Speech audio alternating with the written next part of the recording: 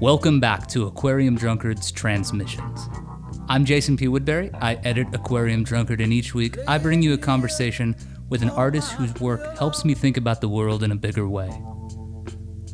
My guest this week is Jerry Williams Jr., but if you're familiar with cult figures, you probably know him best as Swamp Dogg.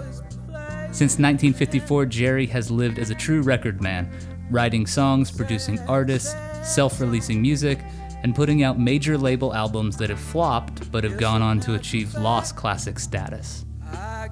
He's always walked the line between R&B and country, making a joke of the music industry's intentional segregating of white and black audiences. He's been sampled by everyone. The country pop classic Don't Take Her, She's All I've Got, he co-wrote it. The line where Jerry ends and Swamp Dogg begins is transitory.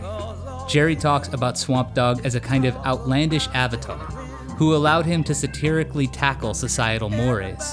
His provocative jokes about civil rights and politics earned him hangs with Jane Fonda and the anti-war crowd and put him afoul of J. Edgar Hoover and the Nixon administration. These days, he puts out records on Joyful Noise. His latest is called Sorry You Couldn't Make It, and it pairs him with producer Ryan Olson, Bon Iver, Jenny Lewis, and the late John Prine, who sings Memories, and the beautiful Please Let Me Go Round Again with Swamp. Over the years, he's embraced auto-tune, twang, and ambient flourishes. He's a world-class adapter, a weirdo hero who refuses to yield to expectations, sometimes even at the expense of good taste. But remember, it's never Jerry doing the offending, it's always Swamp Dogg. So consider that a content warning. Thanks for listening to Transmissions. If you like the show, please share it.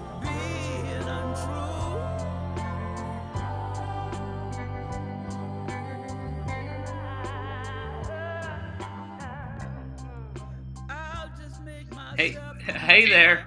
Hey, Jason. That's me. Swamp Dogg, how you doing? I'm doing good. That answers my first question. I was going to ask what you like to be called during interviews, and I guess Swamp Dogg is the answer. Yeah, I guess so. I've said it so much, that's what just pops right out of my mouth. Well, so how are you hanging in there? Are you keeping safe? Yeah, I think so. With this virus thing going around, you don't know if you're keeping safe until you start coughing and doing all of the other things that goes along with it.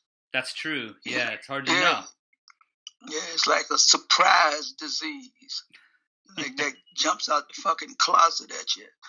And I shouldn't have said that, should I? No, it's okay. You can swear on this podcast if you want.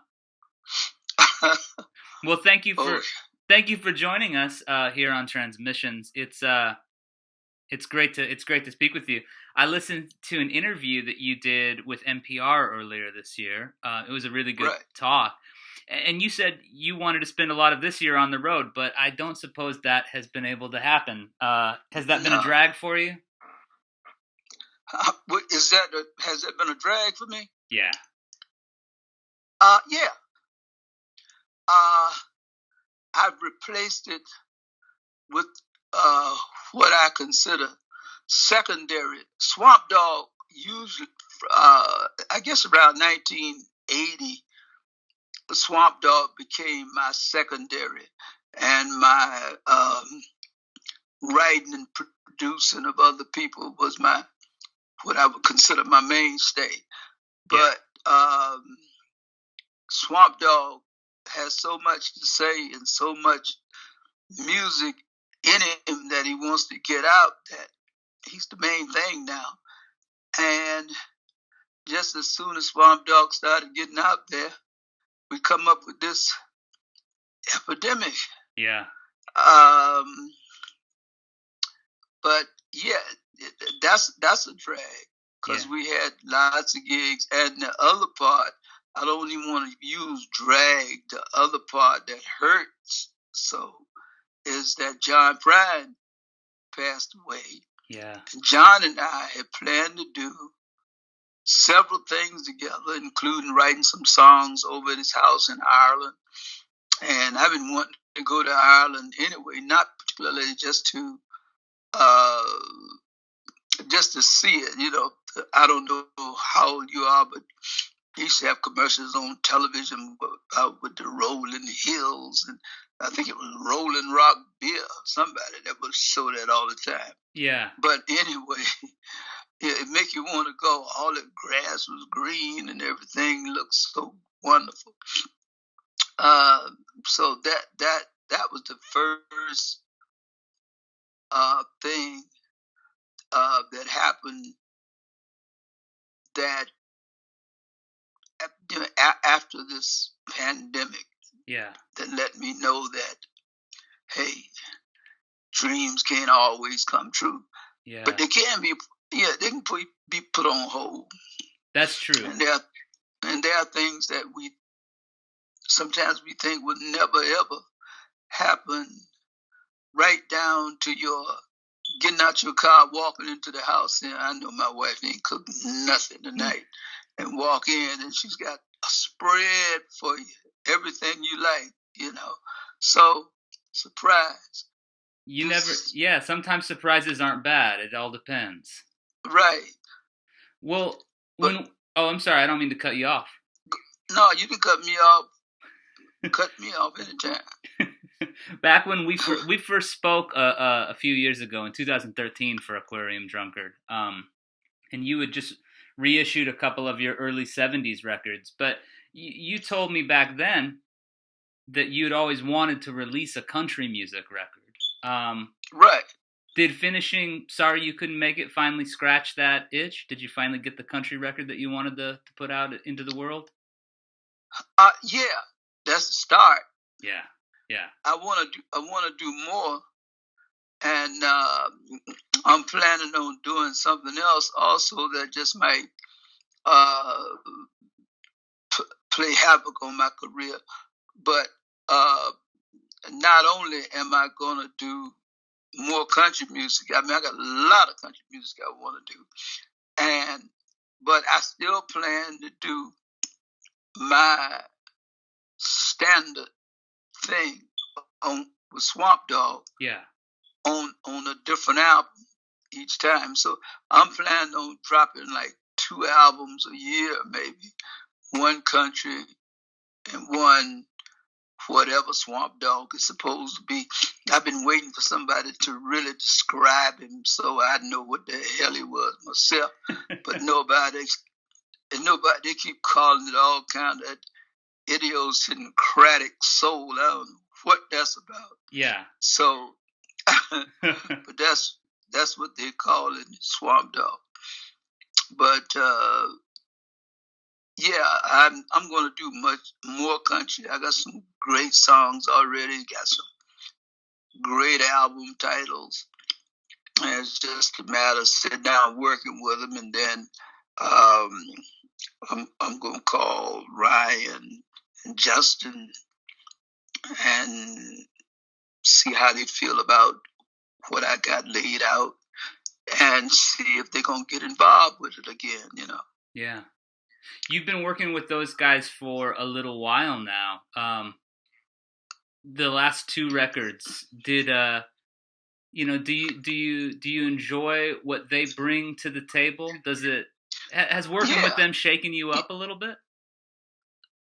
Has it shaken me up? In terms of your creative routine, I mean, the thing about the music you make is that it's always pretty shaken up, I guess. But no, it doesn't, because when you decide to turn yourself over completely, it's like joining the army.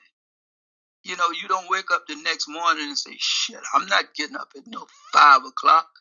No. You just made a commitment. Right. Everybody's getting up at 5 o'clock, especially you. Yeah. Yeah. Because you're a slowpoke anyway. So, no, all I do, I'll lay it down one time in my studio. I ain't gonna say one time. I lay it several till I'm satisfied. Yeah. Then once I'm satisfied, I send it to them and see how dissatisfied they are, and let them fix it from their own.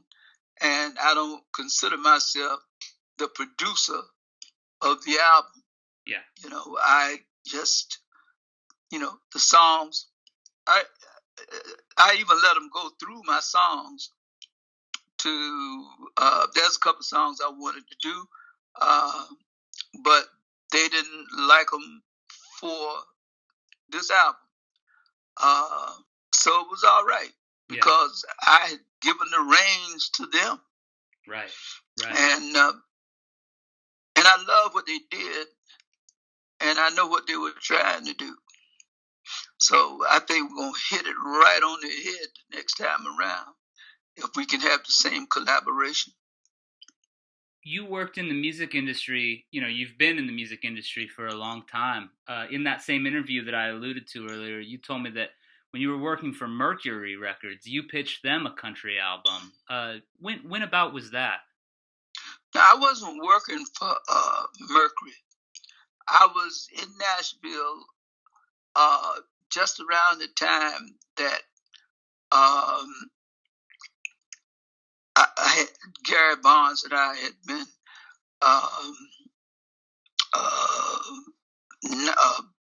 nominated for Country Grammy, and I had cut this. I had cut a lot of stuff. I had cut a country album on a boy named Bo Terrell. I think he'd had one single out, and that was it. And when I finished with him, I had done something that my wife had been telling me for 100 years. Jerry, stop taking people in the studio and spending money and cutting them without some sort of agreement. Sure. And a written agreement. And I get carried away, and I still do it sometimes. And, because, you get to be friends and everything is everything, and then you get right down to it. And they said, well, no, man, I got to see my lawyer. I thought you'd seen your lawyer. I thought Sure. we were cool. Yeah. But what had happened, I cut this whole album. Man, some great songs on that album. And I played that for them. And I think they took one song off of that for the Memories album.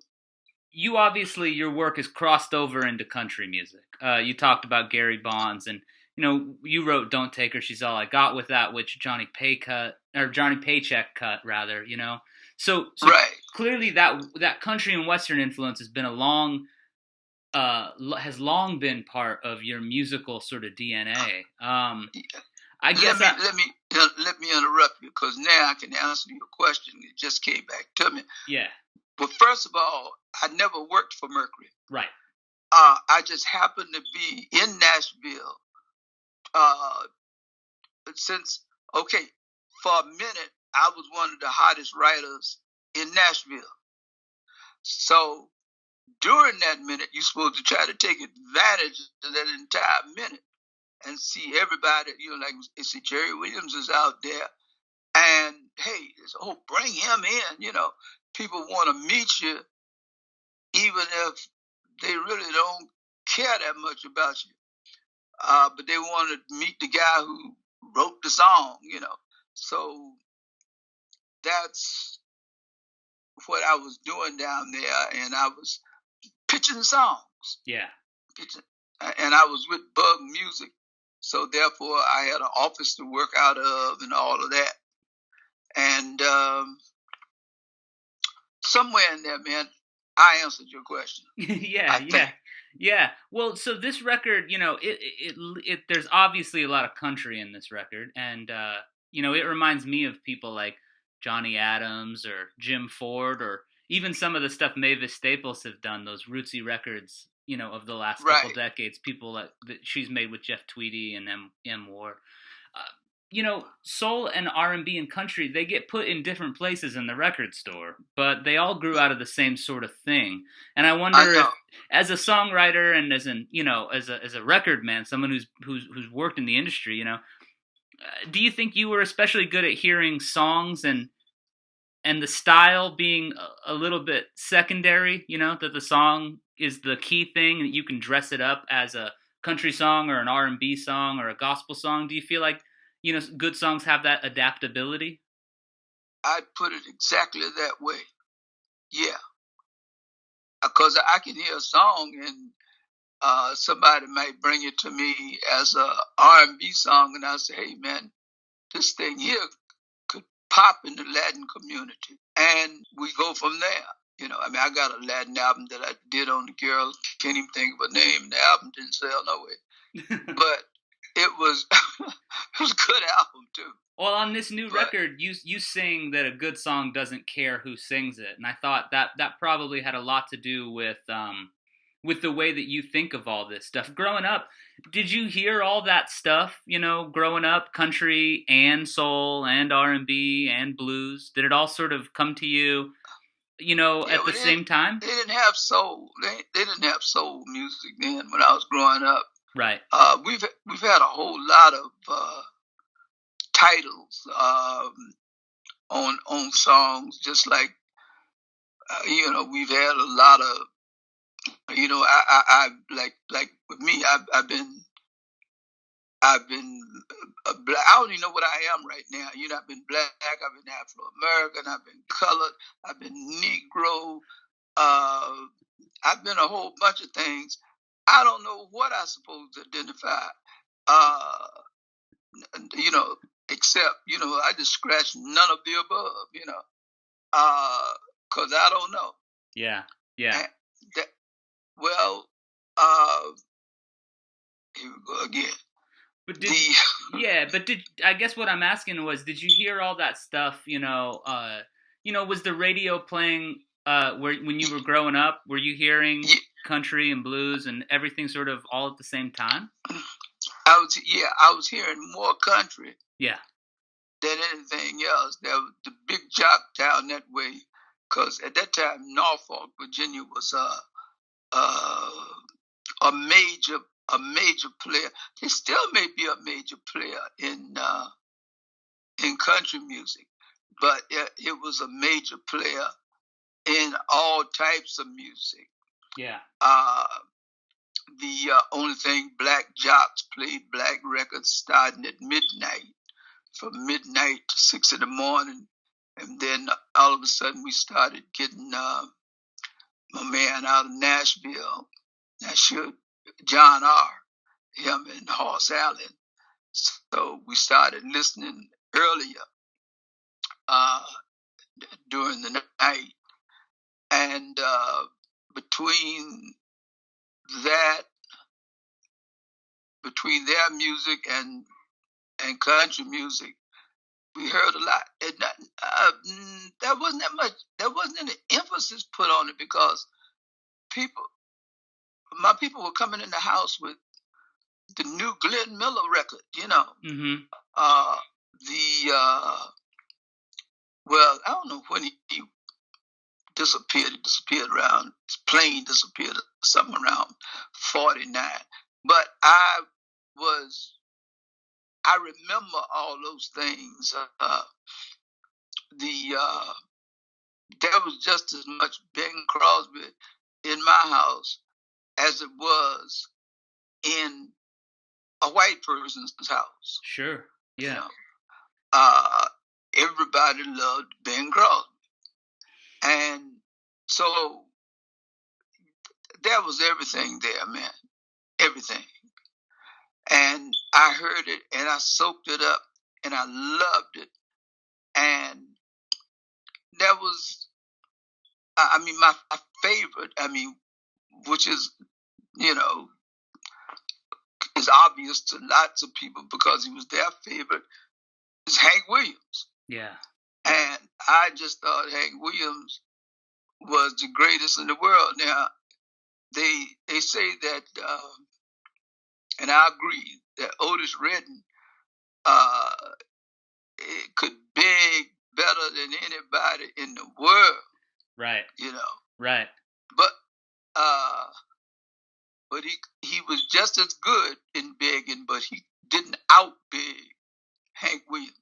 Yeah. I mean, Hank just make you want to open a bottle of something that's 100 proof and just drink it all, you know. That's the feeling. That's the feeling that this new Swamp Dogg record gives me. There's a lot of sad songs on this. There's a lot of heartbreakers. Yeah, well, that's what country music is. Yeah. It's a story. It's little vignettes, you know, if there's such a thing in songs, of what's going on in your life or what's going on in somebody else's life that you're close enough to know some details. Right. Yeah. To go back to that country record that you got pitched to Mercury, when we spoke in 2013, you said that they didn't want it because you were black. You were talking about how in your home there wasn't really any color line. You liked records from all sorts of people, white or black. Right. But did you feel like at one point or another over the course of your career, people thought maybe you didn't make sense as a country artist because of your race, or did that ever happen, you think? No, because if you listen to my songs or my records, I haven't changed the way I present a song. Sure. You know, I still sing the same way. I still use the same basic chords. And there's really no difference. The difference comes in my music is when we add the music. Yeah. You know, a lot of times we'll keep things open. We'll say, okay, right in here we're gonna drop a steel guitar. So we would leave maybe that section open so the steel guitar could do what we imagined at that time. But all my records, I basically just cut them straight. The only difference, not the only difference either, but one of the differences in Sorry You Couldn't Make It is the fact that Swamp Dogg don't scream. Yeah. Swamp Dogg don't come on hard. Swamp Dogg just sings the song. Yeah. You know, and not, you know, John Prine and I was on the same level, so neither one of us were trying to out-sing the other, you know, that kind of thing. And it was just, I made sure that I kept my voice under control, because I do have a tendency to start feeling a groove and feeling the message, and I get kind of carried away. Yeah. And that's when I find myself running around in a pot of rhythm and blues, you know. Right. But so I had to keep myself laid back, but I liked it. You know, I didn't know I would like it that much. The album that I had for Mercury was similar to that. It was, I wrote all of the songs on it,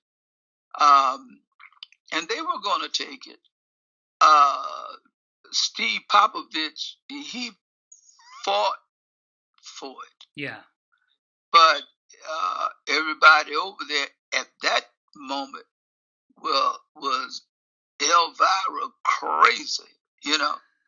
And Mercury hadn't had a biggie in a moment. Yeah. And they had Elvira. And they really ain't had time to try to help cement race relations, you know. in the music business, and I understood that. They weren't they weren't, they were focused on trying to get a hit. They weren't necessarily right. They didn't want to take a chance. Well, yeah. Steve Popovich wanted to take a chance, but they voted him down. Yeah. Said, no, Steve, we got to do this. It was left open for me. It wasn't like a get out of here, don't you ever come back type thing. Yeah. It was like, get out of here, and when we get ready, we'll discuss this further. You mentioned, you mentioned John Prine a few minutes ago, and you worked with him on this new record, Memories and Please Let Me Go Around Again. Yeah. John Prine is, obviously the loss of him is tremendous, but I wonder if you could tell me what kind of relationship you had with John. It was casual at best. Yeah. We did not have a brotherhood going on. What we had was high respect for each other's work. And one of the greatest songs I ever heard in my life was Sam Stone. And that's the song that has kept any live performances of mine going. Yeah, you covered it way back in the early 70s even. Yeah, on Cream Records. And man, soldiers be out there crying and it's like, and I usually go through the audience and talk and shake hands and all that. Sam Stone turns out to be almost a 20-minute affair. Yeah. Or more. And, I give my feelings about that war. And most everybody out there agrees with me. So we all on the same note. And, but I've heard a lot of John stuff. And he was great. He was a poet. Yeah. He was, he had some great things to say. And he would use a lot of, let me see now if I'm using the right word, if I say euphemisms. Sure. To describe a particular place, a thing, a person, you might have to keep listening to say, oh, that's what he meant, Yeah. Because I had to call him and find out what little pictures have big ears. Yeah. I thought I knew, but I wasn't sure. Yeah. And I didn't need anyone to ask me, and all of a sudden, I couldn't tell him. Right. And then they said, he don't even know what he's singing about, And I didn't know what, I loved the line, poetic as hell, but I didn't know what it was. Yeah. So. Well, Please Let Me Go Round Again is really just such an incredible song. That's a real beautiful one. And I think that following his passing, I think that song gave people a lot of comfort. Certainly, I guess I should only speak for myself. Gave me a lot of comfort. I really like listening to that one. Mm-hmm. That was my wife, Yvonne. That was her favorite song of all the songs I've written, and I've written a bunch of them. Mm-hmm. But for some reason, and she tried. Sometimes she said, make me a cassette of that please let me go around again. I want to try to get it to blah, blah, blah, blah, blah, blah, somebody. And Willie Nelson is who she wanted to have it. Yeah, that would have been good. And we went so far as to get on Willie's bus one night, and after one of his shows out here at the Hollywood Bowl, and gave him a cassette and everything, and told him about it, and he said, hey, yeah, I listened to it. And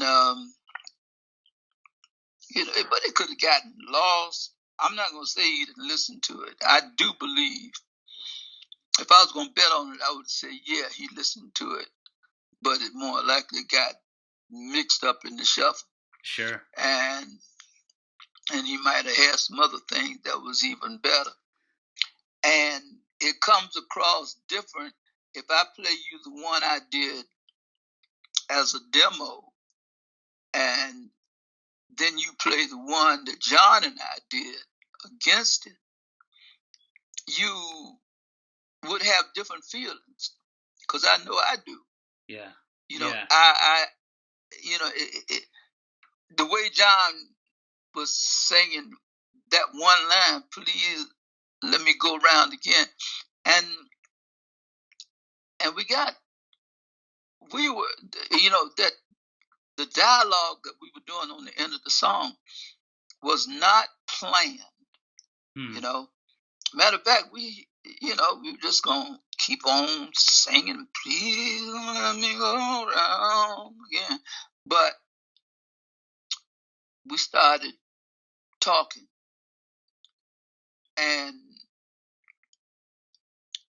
it was a thing where we both really truly wanted to go round again. Yeah. And especially since neither one of us had been full circle.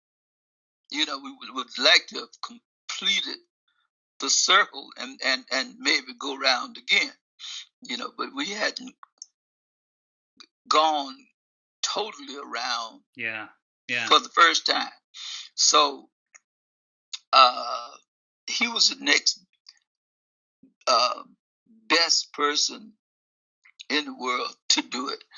And I got some songs that would make you shoot yourself, and we were going to cut them. Yeah. You got some pretty dark, some pretty sad ones. Some are they dog? I mean, they make rhythm and blues and soul seem like Johnny Cash. Yeah. We'll be right back after a word from our sponsors. Creators, are you tired of being paid in likes and clicks? Social media and streaming platforms help people find your work, but getting you paid is another story.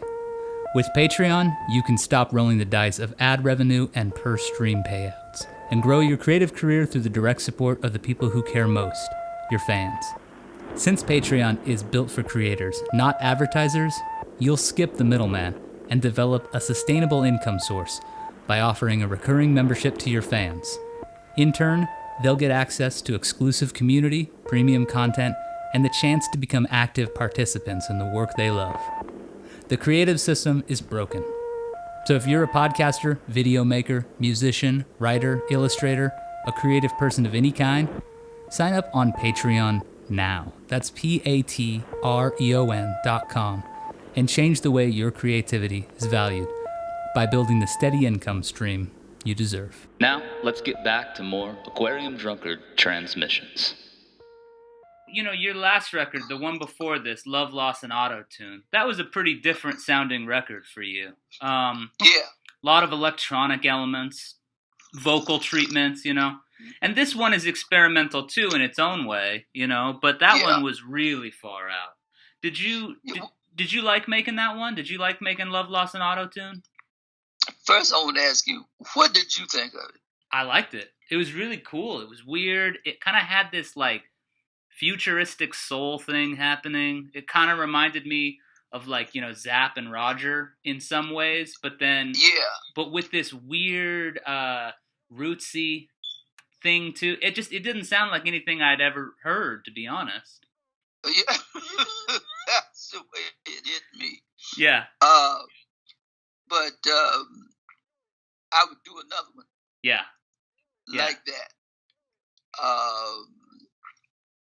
I think people were real surprised, and the few fans that I have, and they had to adjust to it. But like I said, I'd do it again. Yeah. I liked what Justin and Ryan did. Your records, they've been sampled by all sorts of folks. 50 Cent, Kid Rock, Talib Kweli. Yeah. Last year, a collection of remixes of your songs was released. Refried remixes for the 21st century. I know it. And then there are all these. Wait, what'd you think of that? I thought it was horrible. You thought it was horrible? Yeah. Just you didn't like the remixes. No, because they weren't really true remixes as far as I was concerned. And I know the person who did it. I know the company and everything. And I gave them my okay. Yeah. And so wasn't too much to say. But it didn't turn out to your liking. No, it didn't turn out the way I thought it was going to turn out. I thought they were going to put more work into it. They just wanted to get as much mileage out of the name Swamp Dogg. Right. And move on to something else, because I don't know how many records they done put out in 12 months' time. Yeah. Well, there were a bunch of dub. There was a bunch of dub records as well. Dub remixes. Yeah. Did you like those any better? About two things I heard that I was really crazy about, and one might have been Synthetic World, but it's really hard to fuck up Synthetic World. It's because of the way I laid it out. And going all the way back, Jimmy Cliff had a hit in the islands with it on Beverly Records back at the time. I put it out. Your work has been, people, going back to that thing that we talked about, a good song doesn't care who sings it, Your records, your songs have worked as country records, they've worked as R&B records, they've worked as blues records, they've worked as reggae records, I guess, right. I don't know if there's been any heavy metal covers just yet, but I could see somebody doing a pretty heavy metal version of Total Destruction to Your Mind or something like that. So maybe there's time. And I'm going to tell you who's got a version of Total Destruction to Your Mind that will blow your mind. And I wish mine was as good. The Isley Brothers and Santana. Yeah, that record surprised me from 2017 or so. Yeah. Boy, that was a cool thing for them to do. Yeah, they destroyed it. Yeah, I know it, but I don't know what they had planned to do, because they really didn't do anything with it. They just not to my knowledge. Yeah. Yeah. The royalty statements don't reflect anything phenomenal. Yeah. Yeah. And but they did it. Yeah. I loved it. Whoever was singing for Santana is about a bad mama. You know, I mean, he's like fantastic. Yeah, yeah. And a matter of fact, I like his vocals better than I did the Isley Brothers, although the Isley Brothers held their own, and that's one of my favorite groups too. So it's hard for me to like something better than the Isley Brothers. Yeah. You spent a lot of time, we've talked about this a little bit, you've had your production company and you've done all sorts of stuff. So you spent a lot of time being the guy in charge of Swamp Dogg, along with your late manager and wife, Yvonne. But for the last decade, you've been working with Alive Records and Joyful Noise.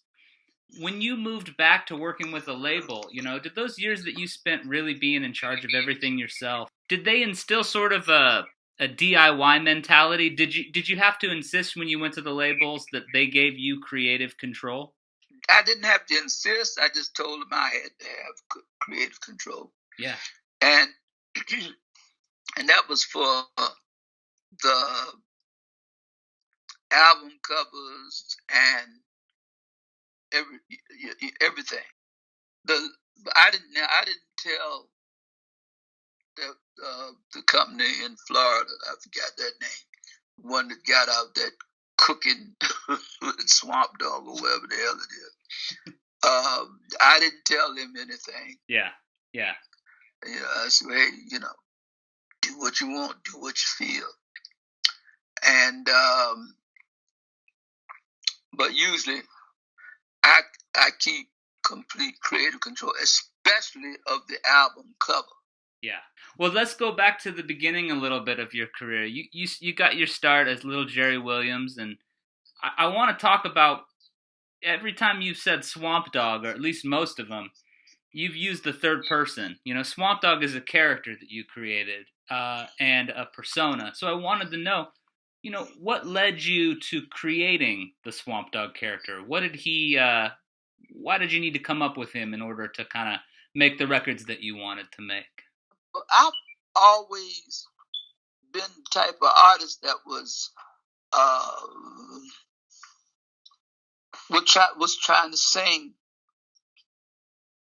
what was popular, the type of music that was popular. So I had thrown myself at a category, not in it. I never did make it in it really, but after a while, you'd had some hits, you'd got some traction, but by the time 1970 rolls around, you decide it's time to rebrand. Yeah, exactly. I tried everything. Did you think no one would get confused about, what kind of music Swamp Dogg was going to bring them? No, I didn't. Yeah. Maybe if I had a thought along those lines, I would have had more hits. But I didn't. I just did what I felt. Yeah. So how'd you come up with the name Swamp Dogg? I was kind of mixed up mentally, and I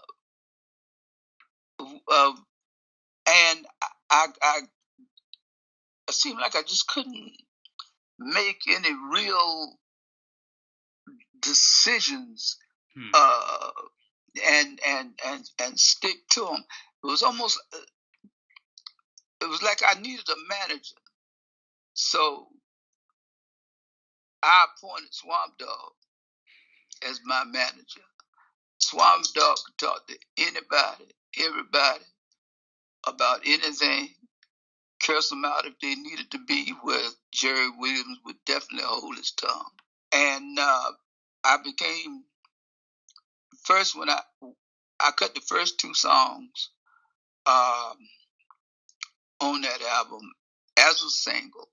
As a matter of fact, I didn't even cut them for myself. If I die tomorrow, I live tonight.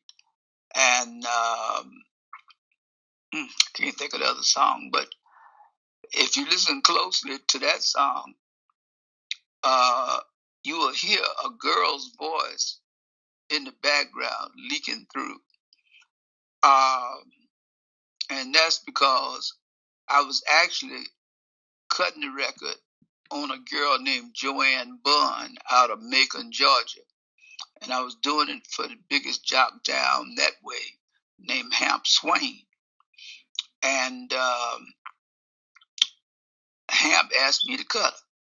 So since Hamp could put on a record and pop it wide open all over Georgia and other parts of the South, of course I said yes. So I went in the studio, went into Capricorn, and recorded her. And then when I left, I was coming back. The girl was only about 14 years old. Sang her ass off. She had decided that she wanted to be a mother, so she got pregnant, and she didn't want to sing no more. And I would buy a house and talk to her, but I didn't have much to add because I hadn't really seen that much of life myself. All my life was about running in and out of recording studios and record companies. Yeah. So, and I don't think nobody. Hap couldn't talk to her, and he'd known her since she was born. So there's no way I could have been of any use, I guess, in trying to make her sing. So anyway, I came to California with 2 songs. If I die tomorrow, live tonight, and I wish I was looking at the album, but I can't. It's 2 songs. Yeah. And everybody liked them. They liked them. Yeah. And they said, well, who's doing it? I didn't want to say Jerry Williams because I felt like I'd had too many crashes as Jerry Williams, little Jerry Williams, and all that. Yeah, plus I had that Baby You're My Everything. That was the biggest thing I ever had as Jerry Williams. And that went up to #1.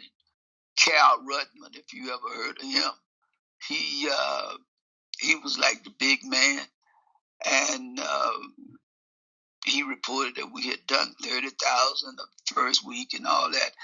And I think I had, because I was hooked up with some gangsters. I was with Marge Levy and Nate McCalla, and there was I'm not gonna lose my point. There was a thing where this jock Rocky G was at WWRL was supposed to be playing my record, and Nate McCalla didn't hear it at the time that he was supposed to hear it, and he went over there, and next thing you know, you heard my record. I mean, he just walked in, snatched the record. You could hear this on the radio. Snatched the record off the turntable that he was playing, put my record on, which was on his label, Calla, and it played. Record went to #1 in New York, a whole bunch of places. As a matter of fact, I was on tour with the Marvelettes and Lloyd Price. I did 10 days at the Apollo with Solomon Burke, Inez and Charlie Fox, and all that kind of stuff. They had me to. I was touring with Jackie Wilson, opening for Jackie. And let me tell you this right quick. The guy, I played the Brooklyn Brevoort. It was just Jackie Wilson, somebody else, and me. And Jackie Wilson didn't show up for one of the shows. Now, Jackie was the kind of act, I don't know if you ever saw him or what you know about it, but he was the kind of guy that when he walked out on stage, women not through their bra, panties, slips, skirts, everything at him. I mean, all of their clothes. It was almost like the women were sitting out in the audience naked. But he brought that kind of thing out of them. Yeah. And that night that he didn't show up, it was like one of those old Mickey Rooney things. The theater owner came to me and said, "Hey, this is your shot." I said, "What?" He said, "You going on and place the jacket?" I said, "Because he can't make it. He didn't show." Man, you got to be crazy. Ain't no way in the world you gonna pay me to go up there. And they were going to give me more money. I think they was going to give me like $500 more. I think I was making like $1,500 a night for 2 nights. And I think they was going to add another 500 on to it. Man, it ain't worth it. It's like a guy giving you, well, I don't even have to go through that. I just would not do it. But I knew Tommy Hunt. So they said, well, Tommy, can you get him? I said, I'll try. So I got on the train and went up to Tommy's place and talked him into coming down and playing a show. So he did. He played the show, and everybody was happy. But I wasn't about to go on. Women out there, people are waiting for Jesus and the devil shows up. Right. That ain't gonna work. The devil would catch hell. Right. So, right. Yeah. So anyway, that's So you had this long career, and you tried all these things. You mentioned that Swamp Dogg almost acted as your manager. He could swear at people. He could do stuff where Jerry would hold his tongue. Did that extend to the creative side of things too? Did becoming Swamp Dogg free you up to try whatever you wanted? Yeah, because I would cut something, and if somebody didn't like it, I'd tell them, "Hey man, kiss my ass. I don't care." I exactly. love it, exactly. And what was happening? I was making deals. Yeah, it was working. Record companies were buying my masters like, hey, they even reactivated a label. They reactivated Tower for me at Capitol. They weren't sure. We don't know what this guy's got, but I think he got something. So let's put $3 behind it at least to find out, Yeah. So, well, that's how that went.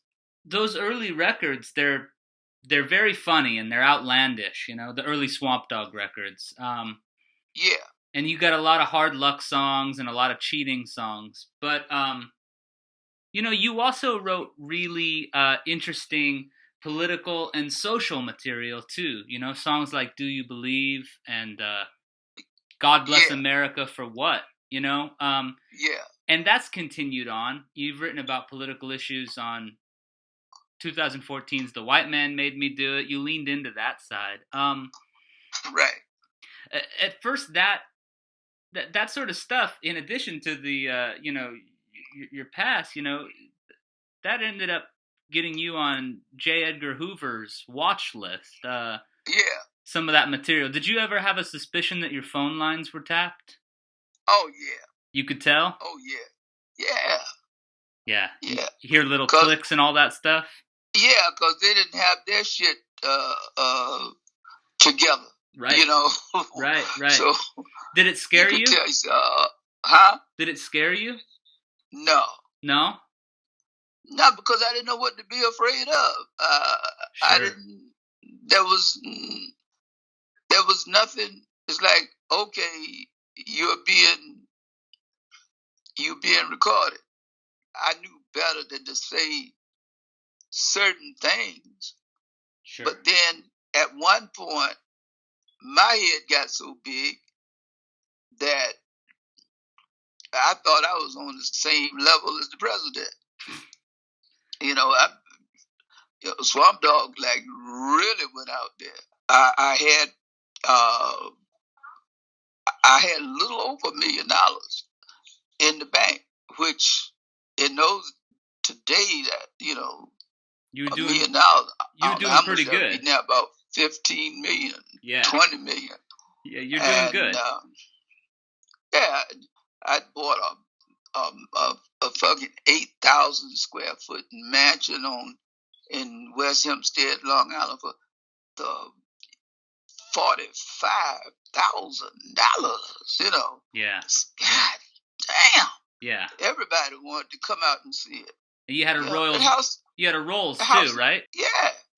That was a 69 and a half. Yeah. Right before the 70s. And so I had 9 automobiles. I went crazy. That Swamp Dogg one silly nigga, man. He really was. Well, I guess what I'm curious is, right now, obviously, there's a lot of things happening in the world, and 2020 feels like a year where nobody's sure what might happen next, and it sort of feels like anything could happen, Right. And I'm curious, do you have any advice for artists who want to write about what's happening right now? Anything you learned from your time as, I guess riding with Swamp Dogg at the wheel in terms of addressing the political issues of the day. Do you have any advice for people who want to talk about what's happening? Not trying to be funny, but until I discovered last night or night before last, I might have had some advice until I found out that my man was going to run for president as the birthday party. Oh, Kanye West? Yeah. Up until Kanye West, well, right before that, when he went up and he hugged Trump and said Trump was his daddy. And now he's getting ready to run for president. And he has the wherewithal to do it. Yeah. I mean, he can do it. They got the money, and that's all it takes to get in the White House. It's plenty of money and people who want some of your money that will get you in there. So, I don't know. You asked me if I had any advice. Yeah, for songwriters, for people who want to write about what's happening now. Tell them, just do it. Don't hold back. But you're going to have limited outlets. Yeah. You can go and make you a little sit on the side of the bed and play it and call it a video, put it on YouTube. Yeah. And that type of thing. But you ain't gonna. I don't think you're gonna make an impact. I think stuff that's pure and fresh has more appeal today. Yeah. Because we got too many woes. I mean, all of a sudden, you hear something on the radio, and you can't even get it. Yeah. Even if we didn't have a pandemic, there's nowhere to go get it.